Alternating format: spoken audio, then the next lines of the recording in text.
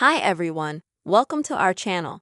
And in this video, I will tell you and also show you how you can very easily and quickly delete search history in Safari on your iPhone iOS 18. Friends, please don't forget to put likes, write comments under the video, and also be sure to subscribe to our channel. So friends, let's get started, and now I'm going to show you the whole process from the beginning. Open the settings on your iPhone and then scroll down to the bottom, and at the bottom, click on the app.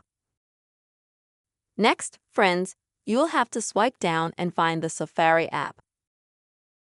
Click on it, and then also scroll down a little bit and find this here option clearing website history and data.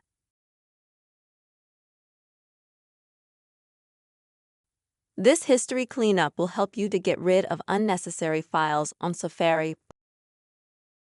Clean up the app and speed it up. So, click on Clear Website Data History, and then you will be prompted to choose a time period for how long you would like to clear history. For example, for today, or for a week, or for the whole time you have been using Safari.